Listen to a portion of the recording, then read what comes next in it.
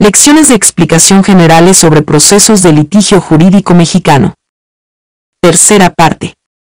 ¿Qué es el ámbito espacial de aplicación de la norma jurídica? Las normas jurídicas son elaboradas para aplicarse en una sociedad determinada y sea espacialmente limitada, es decir, se refiere al espacio geográfico o territorio específico en que un precepto es aplicable. Por ello no cabe que el legislador local o nacional pretenda que sus normas sean aplicables a todas las sociedades del mundo. Se clasifican de la siguiente manera. Normas internacionales son aquellas que tienen su espacio de vigencia en varios estados. Hay que advertir, no obstante, que el derecho internacional no afecta a todos los estados del mundo. Es incluso a veces, por la ausencia de un sistema eficaz de sanciones para los infractores. Las normas internacionales no pasan de ser meras recomendaciones a los estados.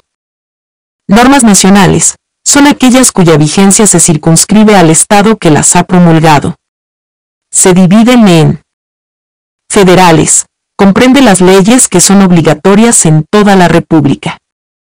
Locales, abarca las leyes que solo obligan en la entidad federativa en que se expidieron. Municipales, solo son aplicables en el municipio donde fueron creadas. Cuarta parte.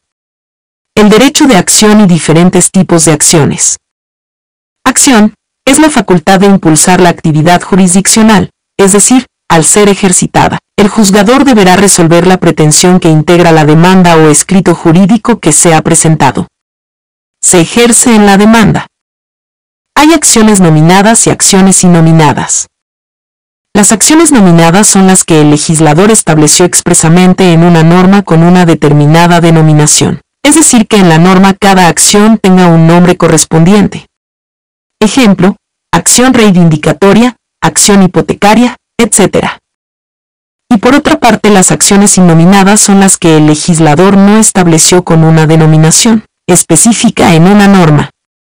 Para este tipo de acciones, si bien es cierto, puedes ejercer cualquier acción en un órgano jurisdiccional, al no haber un capítulo o artículo relacionado a la acción que estás ejerciendo, únicamente serán aplicables las reglas generales de la acción que se contemplen en dicha norma. Ejemplo, si la acción que ejercitarás no es la acción ejecutiva civil, no deberías de fundamentar tu demanda en artículos de la acción ejecutiva civil porque no es la misma. Otra clasificación de las acciones que pueden realizar jurídicamente las personas son a. Las acciones reales. Por las acciones reales se reclamarán la herencia, los derechos reales o la declaración de libertad de gravámenes reales. Se dan y se ejercitan contra el que tiene en su poder la cosa y tiene obligación real. b. Las acciones personales, siendo las acciones personales se deducirán para exigir el cumplimiento de una obligación personal, ya sea de dar, de hacer o no hacer determinado acto. c. Las acciones de Estado civil. Las acciones de Estado civil tienen por objeto las cuestiones relativas al nacimiento, defunción, matrimonio o nulidad de éste, filiación, reconocimiento, tutela, adopción, concubinato, divorcio y ausencia, o atacar el contenido de las constancias del registro civil para que se anulen. d. Acción reivindicatoria. Real/civil es la acción por medio de la cual el propietario de un bien mueble o inmueble reivindicable, que no lo tiene en su poder, puede pedir al juez que éste declare que el actor tiene el dominio sobre dicho bien y que, por tanto, se le debe entregar con sus frutos y accesiones. O bien se le debe pagar su estimación. Solo la puede ejercitar el propietario del bien. e. Acción publiciana o plenaria de posesión o posesoria. Real/civil es la acción real que puede ejercitar el poseedor civil contra la persona que, teniendo un título posesorio inferior o no teniendo ninguno, le arrebata o perturba el disfrute de la cosa. Permite, pues, recuperar la posesión de una cosa si el actor prueba que tiene mayor derecho sobre ella. f. Acción de obra peligrosa. Real/civil se da al poseedor jurídico o derivado de una propiedad contigua o cercana que pueda resentirse o padecer por la ruina o derrumbe de la otra, caída de un árbol u otro objeto análogo. Y su finalidad es la de adoptar medidas urgentes para evitar los riesgos que ofrezca el mal estado de los objetos referidos, obtener la demolición total o parcial de la obra o la destrucción del objeto peligroso. G. Acción de división de cosa común. Real/Civil tiene como presupuesto que exista la copropiedad legal respecto de una cosa, y sus elementos son: 1. Que exista la voluntad de cuando menos uno de los copropietarios de no permanecer en la indivisión. 2. Que el dominio sea divisible de acuerdo con la ley y con la naturaleza de la cosa. Y 3. Que ésta admita cómoda división.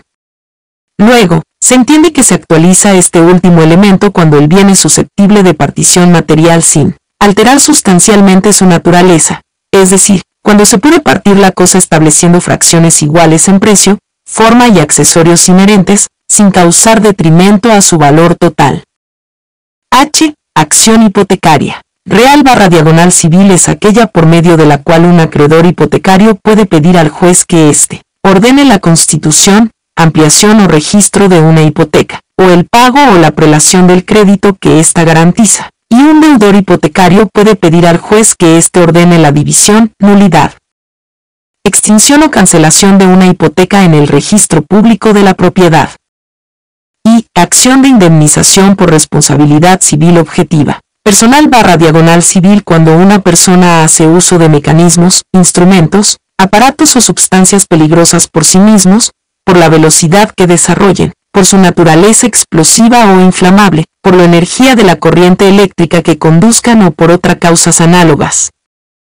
Está obligada a responder del daño que cause, aunque no obre ilícitamente, a no ser que demuestre que ese daño se produjo por culpa o negligencia inexcusable de la víctima. J. Acción pauliana. Personal/Civil tiene por objeto nulificar los actos y contratos celebrados por el deudor en fraude de sus acreedores, es decir, se ejercita con la finalidad de reconstruir el patrimonio del deudor, para que vuelvan a figurar en él los bienes que hayan salido del mismo por virtud del acto indebido que ha producido la insolvencia total o parcial del propio deudor.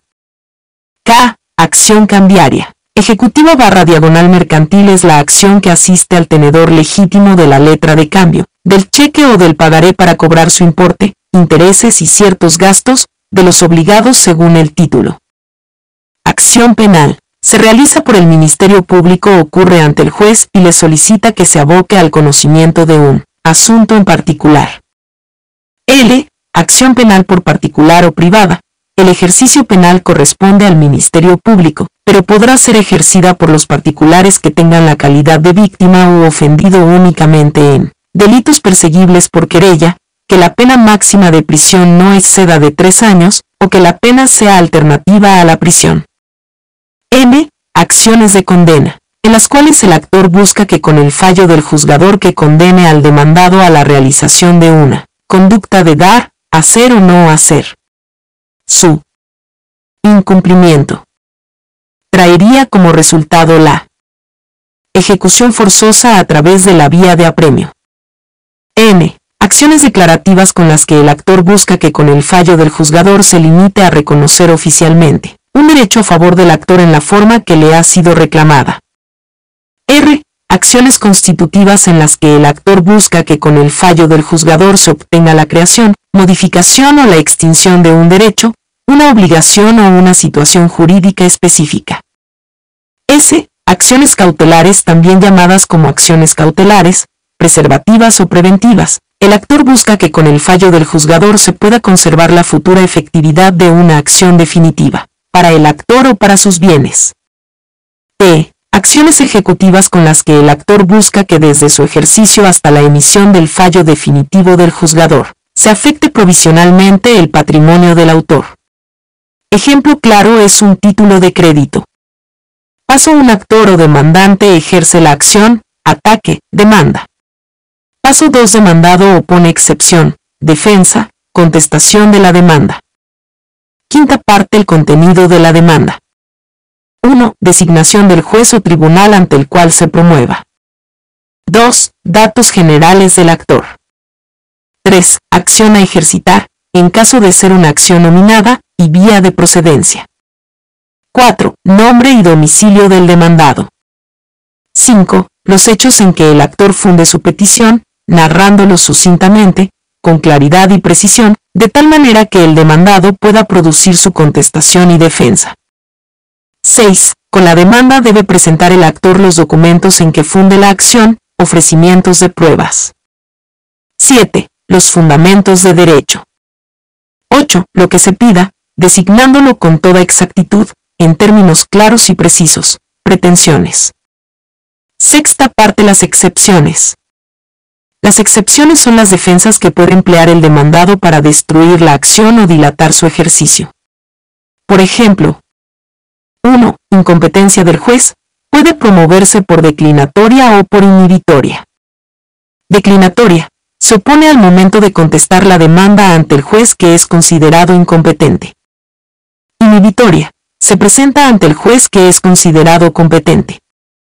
2. Litispendencia. Procede cuando un juez competente conoce ya del mismo negocio sobre el cual versa la nueva demanda. 3. Conexidad de la causa. Existirá conexidad de causas cuando haya identidad de personas y acciones, aunque las cosas sean distintas. Identidad de personas y cosas aunque las acciones sean diversas. Acciones que provengan de una misma causa, aunque sean diversas las personas y las cosas. Identidad de acciones y de cosas, aunque las personas sean distintas. 4. Falta de personalidad del actor o del demandado. La excepción de falta de personalidad en el actor o en el demandado consiste en carecer de la calidad necesaria para comparecer en juicio o en no acreditar el carácter o representación con que comparece su representante. 5. Falta de capacidad.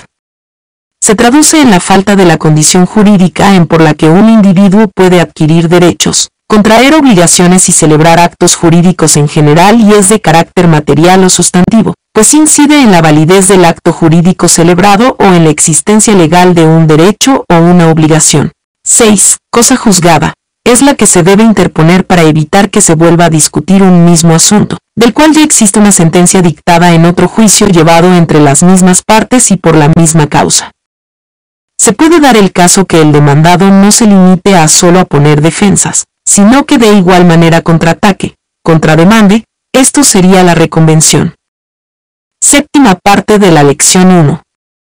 La vía de procedencia de la acción. Todo justiciable tiene la potestad de acudir al órgano jurisdiccional para que le administre justicia, acción, a los fines de hacer valer un interés jurídico o un derecho subjetivo que considere o cree tener pretensión, contenido en un documento escrito llamado demanda, que debe cumplir los requisitos formales exigidos por la ley adjetiva aplicable para su admisión.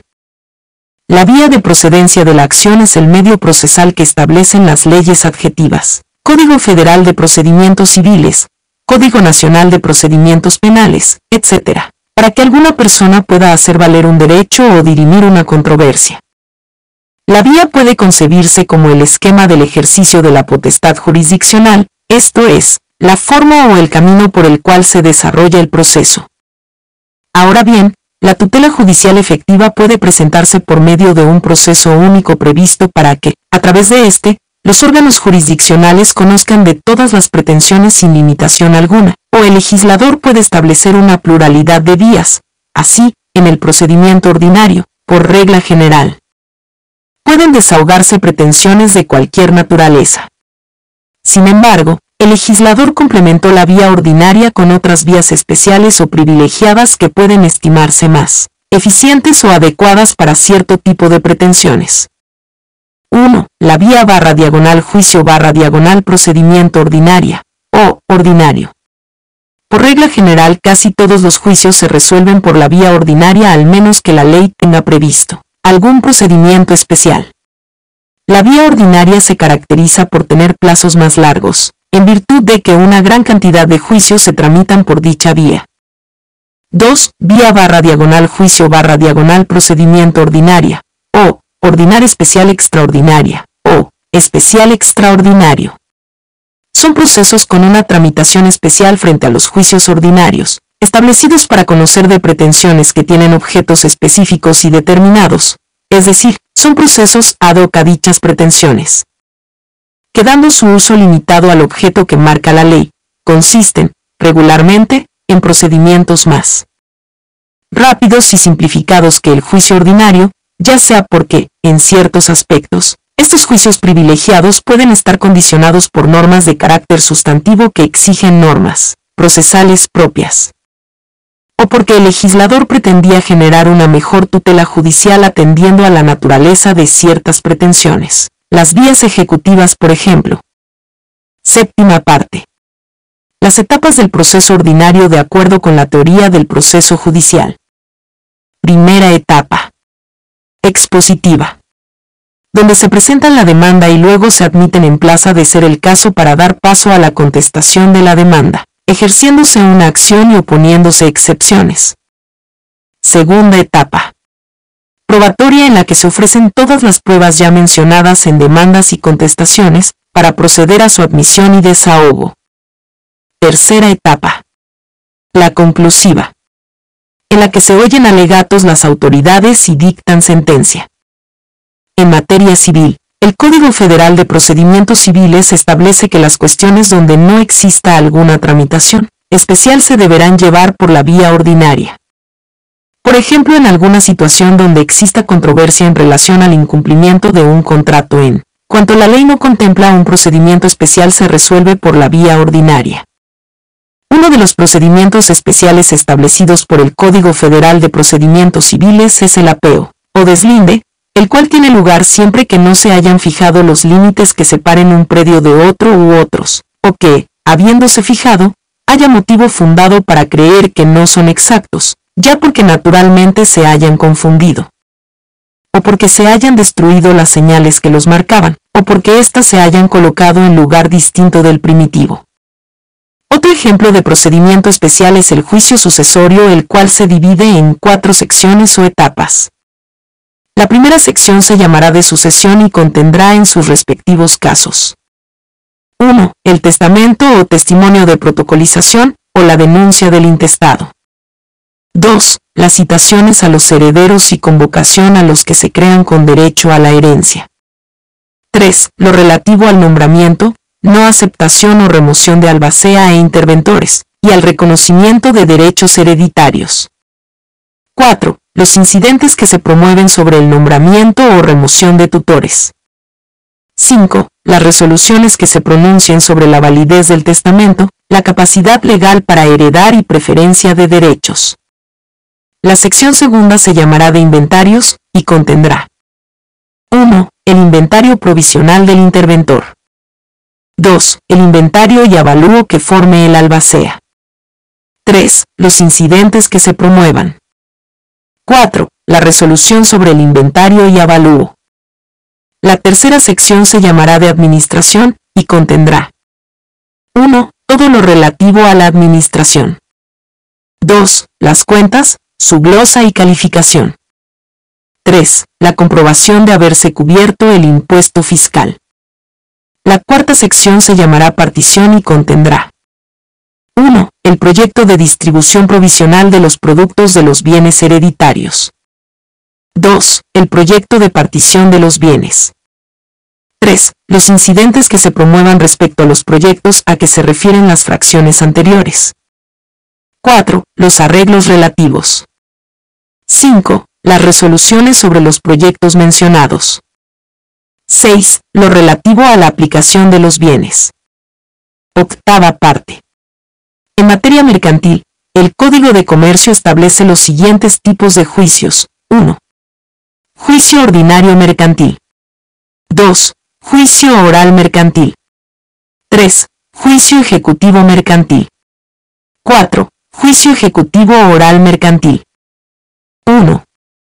Juicio ordinario mercantil. Todas las cuestiones entre partes que no tengan señalada tramitación especial en las leyes mercantiles se ventilarán en juicio ordinario, siempre que sean susceptibles de apelación. Son apelables las sentencias que recaigan en negocios cuyo monto sea igual o mayor a 662.957 pesos con 6 centavos mn. Por concepto de suerte principal. 2. Juicio oral mercantil. Se tramitará en este juicio todas las contiendas mercantiles sin limitación de cuantía. Contra las resoluciones pronunciadas en el juicio oral mercantil no procederá recurso ordinario alguno.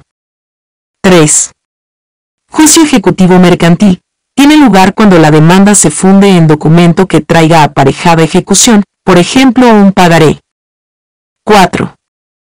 Juicio ejecutivo oral mercantil. Procede siempre y cuando la demanda se funde en uno de los documentos que traigan aparejada ejecución, por ejemplo un pagaré, y que el valor de la suerte principal sea igual o superior a la cantidad que establece el artículo 1339 del Código de Comercio para que un juicio sea apelable. 662.957 pesos con 6 centavos MN, y hasta 4.000.0 MN. Contra las resoluciones pronunciadas en este juicio no se dará recurso ordinario alguno. Novena parte, en materia laboral. El artículo 870 de la Ley Federal de Trabajo establece que por medio del procedimiento ordinario, ante las juntas de conciliación y arbitraje se rigen la tramitación y resolución de los conflictos individuales y colectivos de naturaleza jurídica laboral que no tengan una tramitación especial establecida en dicha ley. El procedimiento ordinario laboral se divide en las siguientes etapas. A. Conciliación. B. Demanda y excepciones. C. Ofrecimiento y admisión de pruebas. D. Desahogo de pruebas. Novena parte. Las etapas del sistema de justicia penal mexicano. El proceso penal se divide en 3 etapas. Primera etapa, de investigación, la cual a su vez está dividida en inicial y complementaria. Dentro de esta primera etapa se celebra la audiencia inicial que puede comenzar desde el control de la detención, para continuar con la formulación de imputación y culmina con la vinculación a proceso.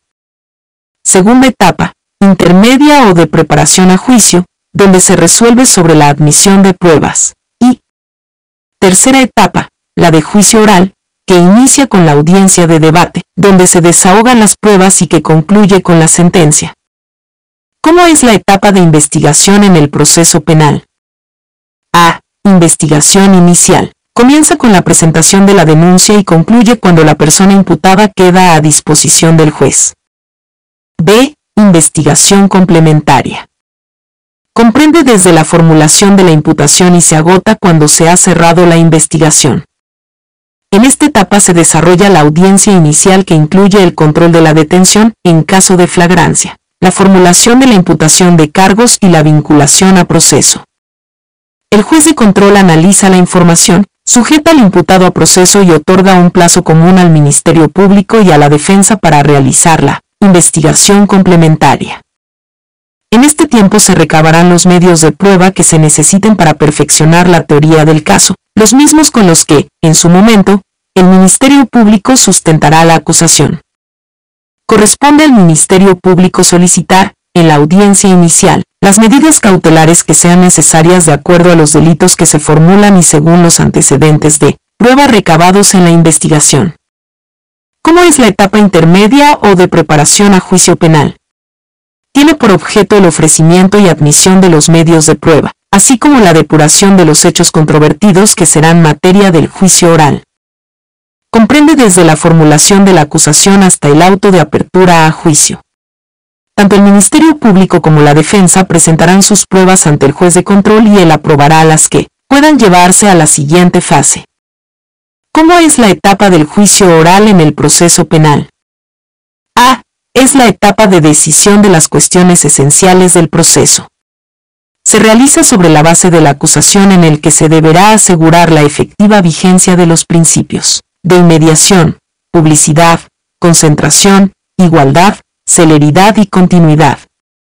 El juicio comprende desde que se recibe el auto de apertura a juicio hasta la sentencia emitida por el tribunal de juicio oral. En esta etapa, 1. El juez de juicio oral escuchará a la defensa y al Ministerio Público. 2. Se desahogan las pruebas. 3. Se emiten los alegatos de clausura o finales por las partes. 4. Finalmente se delibera, se emite el fallo y se dicta una sentencia en la que se explica oralmente si el imputado es inocente o culpable. B. Ejecución de sanción. En caso de sentencia condenatoria, el Tribunal de Enjuiciamiento enviará copia de la sentencia que haya quedado firme al juez de ejecución correspondiente y a las autoridades penitenciarias que intervienen en el procedimiento de ejecución para su debido cumplimiento. Décima parte.